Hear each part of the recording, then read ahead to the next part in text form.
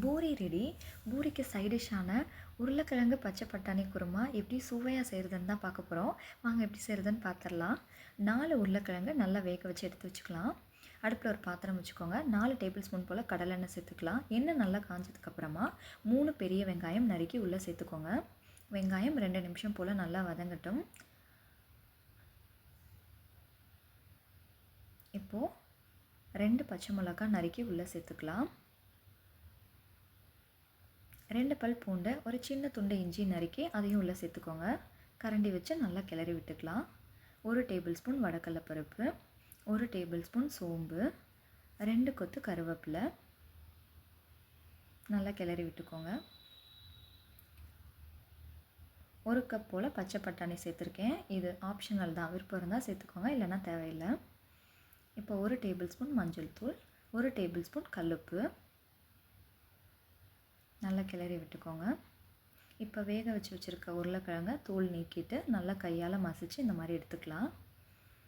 எல்லாத்தையும் நல்லா கிளறி விட்டுட்டு 1/2 டம்ளர் போல் லைட்டாக தண்ணி சேர்த்துக்கிட்டா போதும்.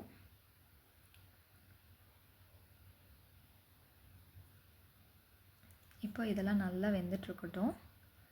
அதுக்குள்ளே நம்ம குருமாவுக்கு ஒரு டேஸ்டான தேங்காய், சோம்பு, பொட்டுக்கடலை தண்ணி சேர்த்து மிக்ஸி ஜாரில் அரைச்சி எடுத்துக்கலாம்.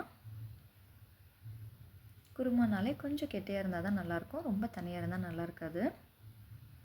இப்போ மிக்ஸி ஜாரில் அரைச்சி வச்சுருக்கோம் இல்லையா, அந்த பேஸ்ட்டை உள்ளே சேர்த்துக்கலாம்.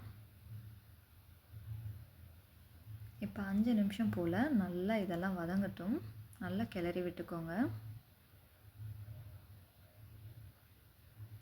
அவ்வளோதாங்க. தேவைப்பட்டால் தண்ணி சேர்த்துக்கோங்க.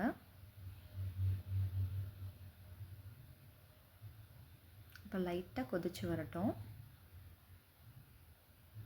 பட்டாணி எல்லாம் நல்லா வெந்துருச்சு. ஒரு கொதி வந்துருச்சு. அவ்வளோதான். நம்ம செஞ்சு வச்சுருக்க பூரிக்கு ஒரு சைட் டிஷ் உருளைக்கிழங்கு பச்சை பட்டாணி குருமா ரெடி ஆயிடுச்சு. நீங்களும் ட்ரை பண்ணி பாருங்கள். இந்த வீடியோ உங்களுக்கு பிடிச்சிருந்துச்சுன்னா மறக்காமல் ஒரு லைக் பண்ணிக்கோங்க. ஃபஸ்ட் டைம் நம்ம சேனலை பார்க்குறீங்கன்னா ஒரு சப்ஸ்கிரைப் பண்ணிக்கோங்க.